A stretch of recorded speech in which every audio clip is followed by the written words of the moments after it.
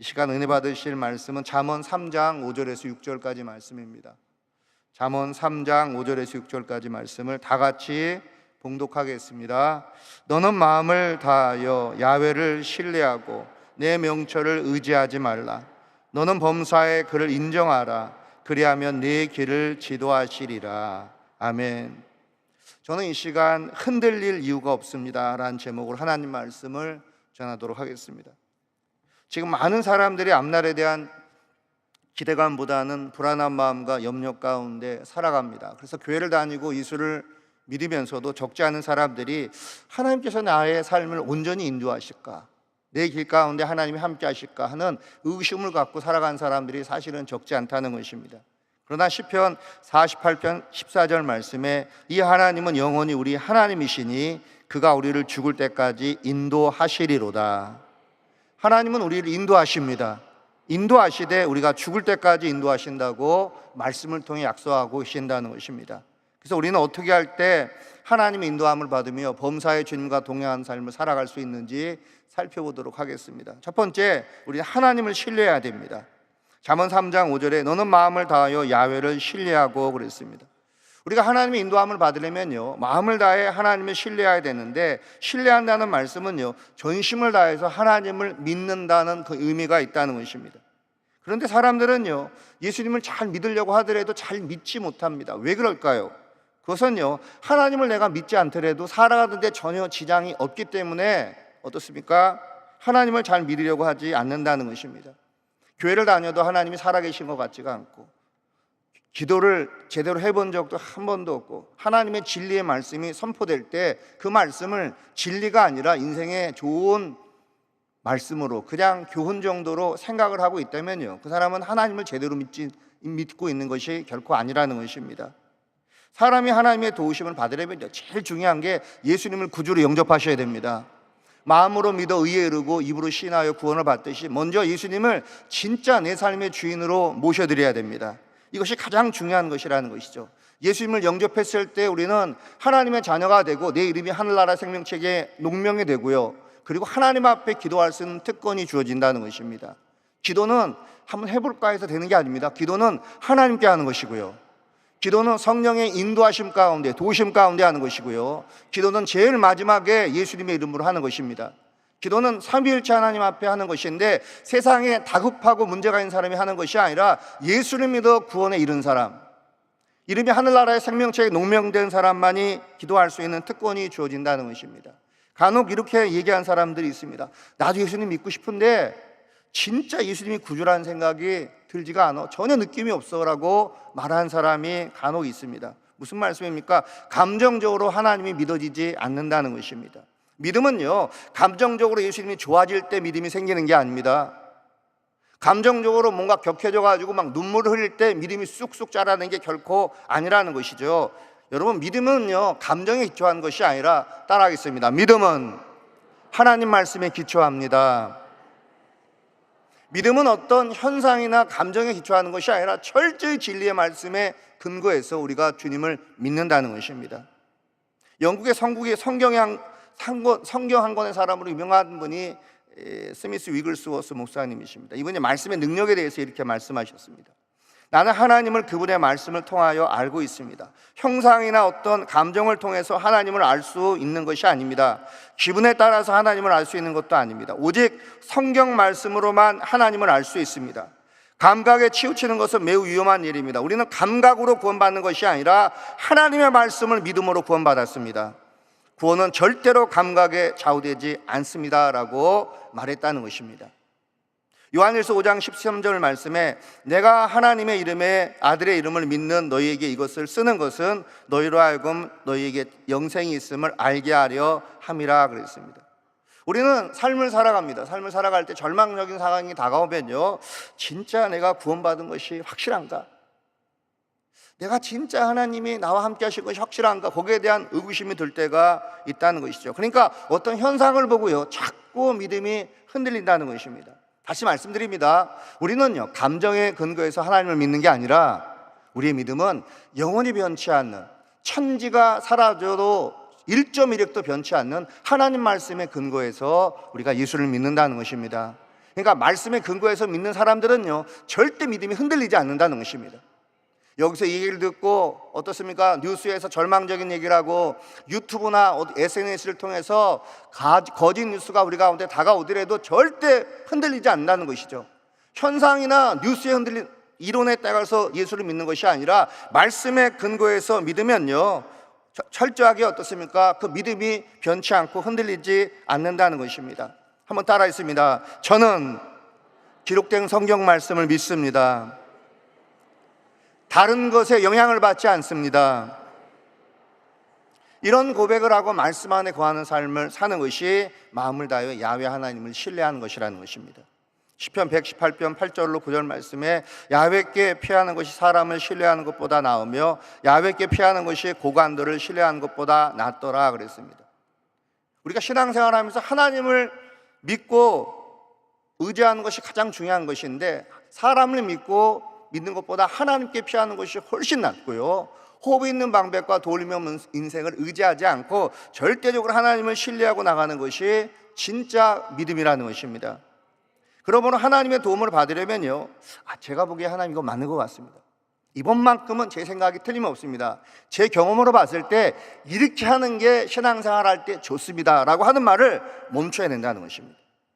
여러분, 왜 그런 말을 하면 안 되냐면요, 그런 말을 하는 자체가 내 생각이 맞고 하나님의 말씀이 틀렸다고 고백하는 것이기 때문에 내가 보기에는 이것이 맞습니다, 이번에는 틀림없이 이것이 맞는 것 같습니다 하는 말을 멈춰야 된다는 것입니다. 아무리 세상에서 훌륭한 석학을 통해서 이론과 논리를 배웠을지라도 그 논리와 세상의 어떤 모든 이론들이요, 하나님 말씀과 배치가 되면요, 그것이 하나님의 영광을 가리게 되면요, 그것을 우리는 버려야 된다는 것입니다. 우리가 전능하신 하나님께 도움받는 인생을 살아가려면 두 가지에 집중해야 됩니다. 첫째는요, 하나님께 소망을 둬야 됩니다. 시편 42편 5절에 내 영혼아 내가 어찌하여 낙심하며 어찌하여 내 속에서 불안해하는가. 넌 하나님께 소망을 두라. 그가 나타나 도우심으로 말미암아 내가 여전히 찬송하리로다. 하나님께 소망을 두라는 것은요, 하나님 한 분만 바라보라는 것입니다. 하나님 한 분만 바라본다는 것은요, 하나님이 어떤 길로 인도하실지라도 그대로 순종하겠다고 하는 태도라는 것입니다.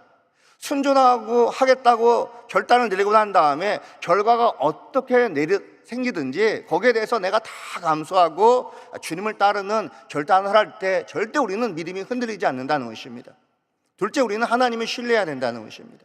시편 32편 10절에 악인에게는 많은 슬픔이 있으나 야훼를 신뢰한 자에게는 인자하심이 두루리로다 그랬습니다.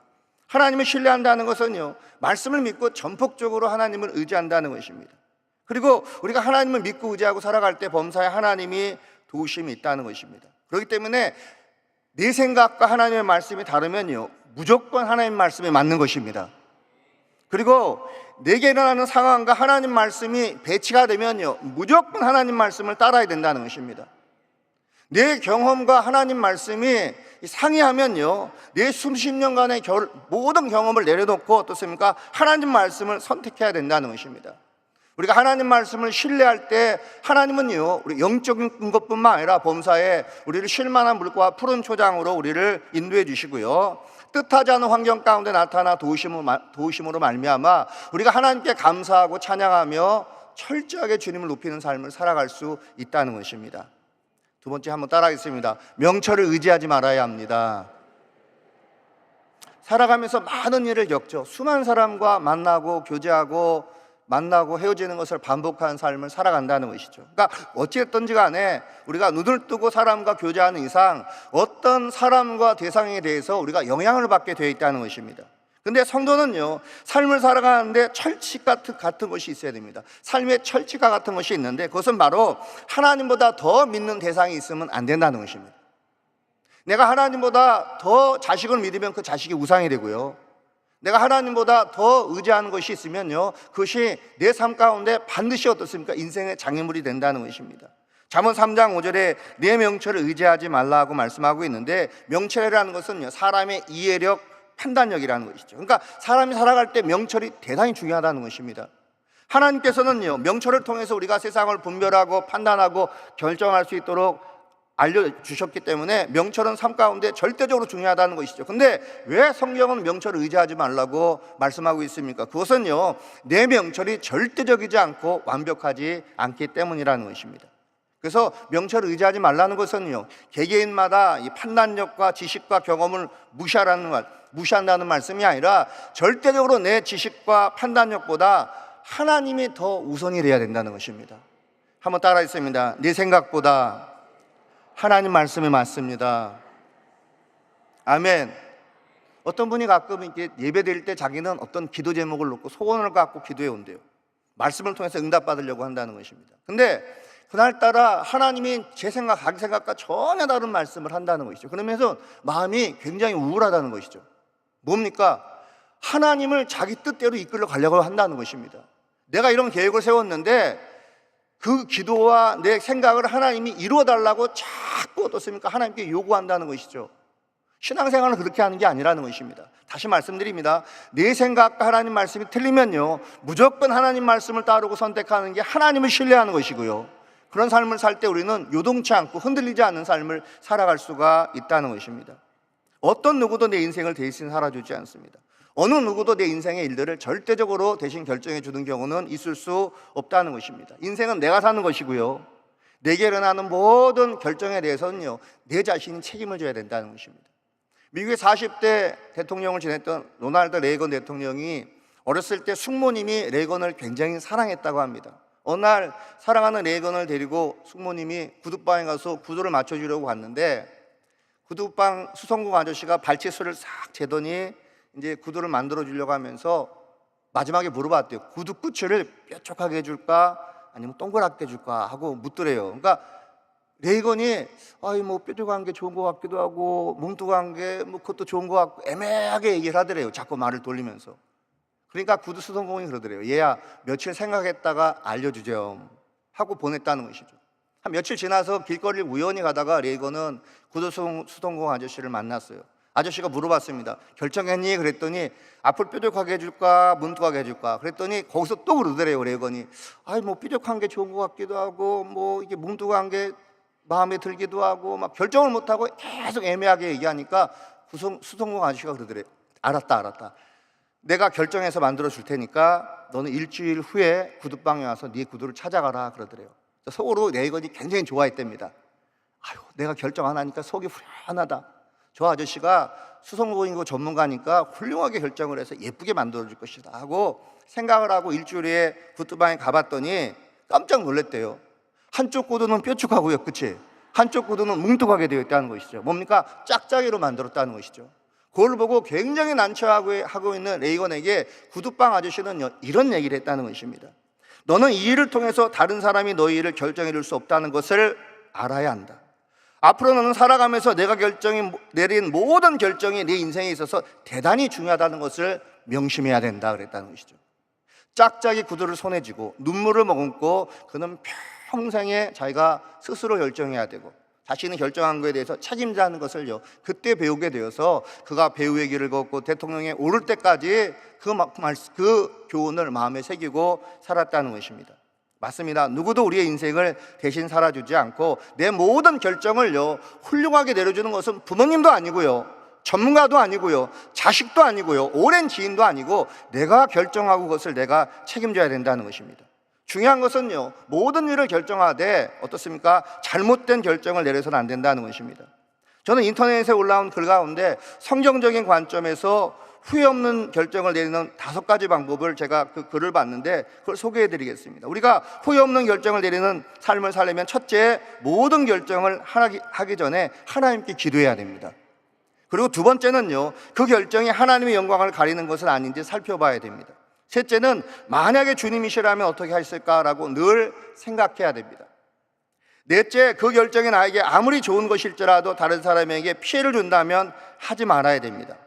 다섯째, 앞에 4가지에 부합된 일이라면 절대로 주저하지 말고 실행에 옮기고 결과에 대해서는 절대 후회하지 말고 감사해야 됩니다 그랬습니다.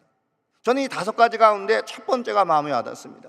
우리가 후회 없는 인생을 살려면요, 모든 일을 결정하기 전에 하나님 앞에 여쭙고 아뢰고 묻고 부르짖고 하나님의 뜻을 구해야 된다는 것입니다. 고린도전서 1장 25절 말씀 다 함께 합독하겠습니다. 하나님의 어리석음이 사람보다 지혜롭고 하나님의 약하심이 사람보다 강하니라 그랬습니다. 하나님께서는요, 모든 면에서 인간보다 뛰어나시기 때문에 어떤 일을 결정하기 전에 반드시 기도해야 된다는 것입니다. 큰 일이든 작은 일이든 하나님 앞에 기도하셔야 됩니다.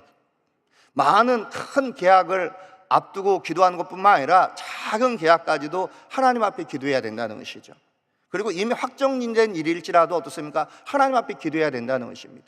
어떤 기도의 사람이 미국 1930년대 대공황을 지나갈 때 그분이 많은 기업이 쓰러지고 재정적인 어려움 가운데 살았는데 이분은 그것을 다 뚫고 안정적인 삶을 살아갔다는 것이죠. 누가 물어봤답니다. 어떻게 성도님은 그 어려움 가운데 재정적인 어려움이 없이 뚫고 나가서 성공할 수 있었습니까? 그랬더니 그분이 그러더래요. 저는 10만 불짜리 계약을 하든 만 불짜리 계약을 하든 1000불짜리 계약을 하든 항상 기도했습니다. 그리고 내 옷방에 들어가서 한 반나절 정도만 내가 하나님 앞에 어떻게 할까요? 여쭤보면 하나님이 반드시 나에게 응답을 주셨습니다. 음성을 통해서 어떤 말씀을 떠오르게 하시든지 아니면 마음의 평강을 통해서 하나님 나에게 한 번도 응답을 주시지 않은 적이 없습니다. 그래서 저는 1000불짜리 계약이든 만불짜리 계약이든 10만 불짜리 계약이든 한 번도 실패한 적이 없었기 때문에 하나님이 내 인생을 보호해 주셨습니다. 할렐루야. 우리 옆에 분에게 인사하겠습니다. 결정하기 전에 기도합시다. 할렐루야. 이미 확정된 일일지라도 기도하면요, 하나님이 거기에 맞게 훌륭한 대안과 방안을 반드시 알려주신다는 것이죠. 그러니까 일을 행하기 전에 기도하는 것이 하나님을 신뢰하는 것이고 그게 바로 내 믿음이라는 것입니다. 이렇게 말하는 사람이 있습니다.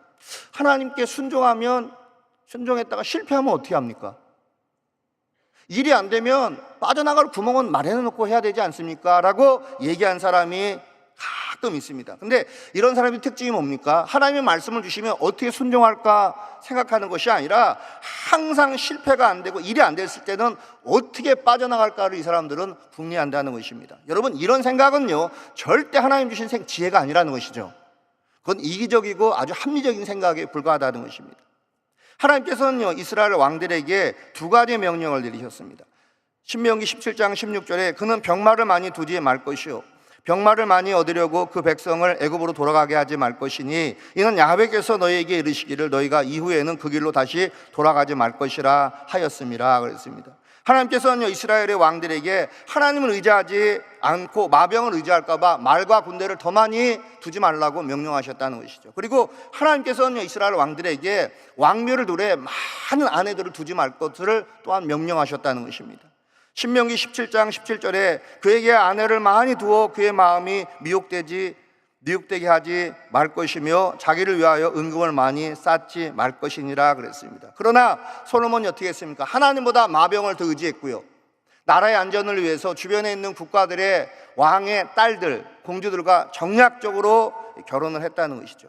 솔로몬이 하나님에 대한 믿음을 이렇게 저버리니까 하나님이 그에게 주셨던 믿음을 빼앗아 가셨고요, 그는 가장 합리적으로 국정을 운영하게 되었다는 것입니다. 그것을 통해서 이방 국가들의 공주들이 시집을 올 때 우상을 가져와서 이 우상이 이스라엘 전체를 장악하게 되었고, 그것을 통해서 수많은 사람이 어떻습니까? 믿음을 잃고 하나님을 떠나게 되었다는 것입니다.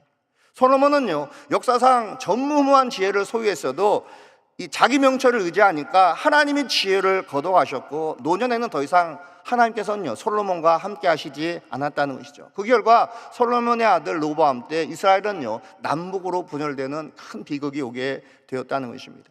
여러분, 그래서 나이가 들면 들수록 어떻습니까? 인생의 경험이 쌓이면 쌓을수록 믿는 구석이 있으면 안 된다는 것입니다. 오로지 하나님만 의지하셔야 된다는 것입니다.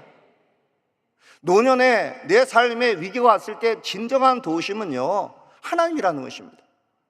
어떤 분이 사업이 망하게 되면, 어렵게 되면 자기 삼촌이 돈이 많기 때문에 그분이 꼭 도와줄 것으로 여겼대요.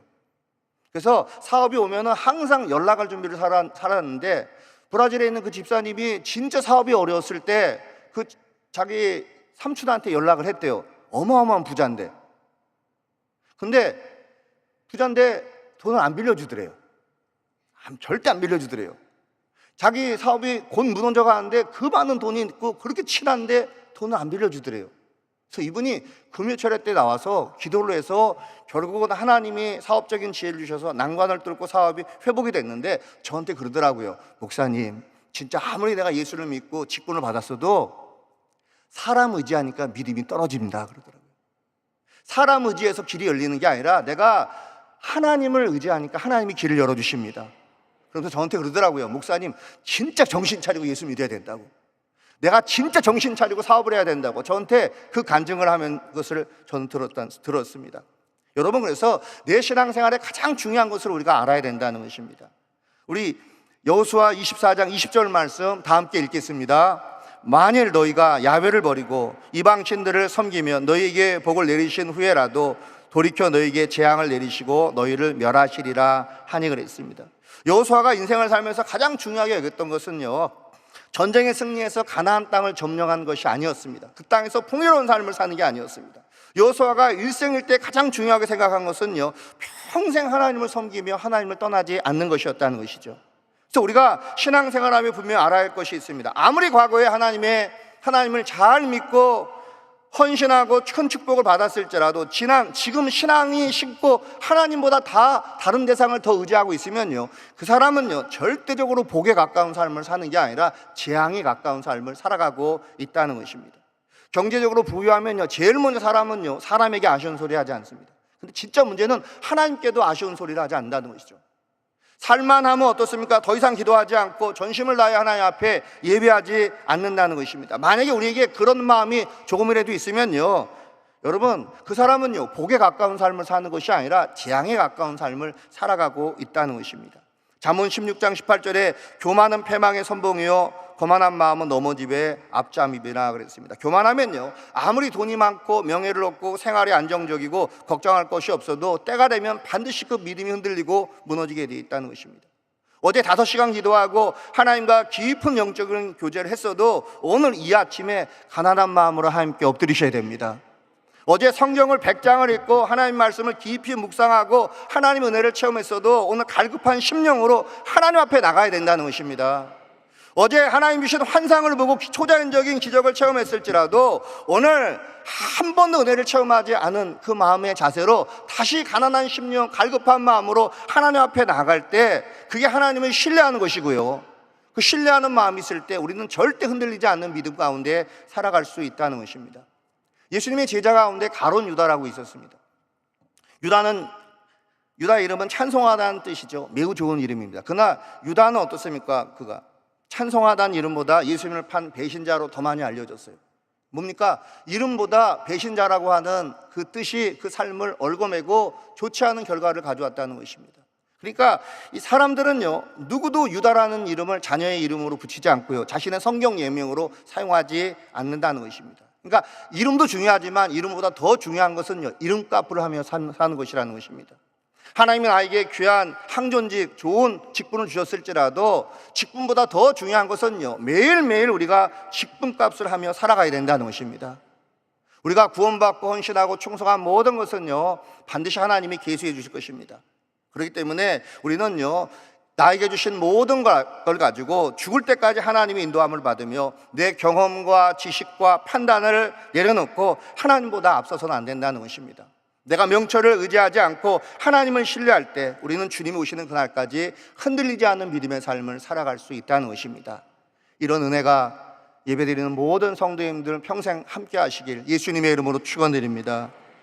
기도하겠습니다. 하나님 아버지, 주님 오시는 그날까지 하나님의 인도함을 받는 삶을 살게 하여 주시고 이 시간 내 경험과 지식과 판단을 다 내려놓사오니 하나님 우리를 가장 복된 길로 인도하여 주옵소서.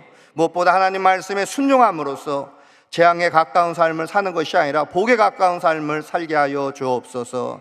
이 아침에 하나님 은혜에 감사해서 예물 드린 손길이 있습니다. 그 손길을 기억하시고 축복하여 주옵소서. 예수님의 이름으로 기도드립니다. 아멘. 하늘에 계신 우리 아버지여, 이름이 거룩히 여김을 받으시오며 나라가 임하시오며 뜻이 하늘에서 이루어진 것 같이 땅에서도 이루어지이다.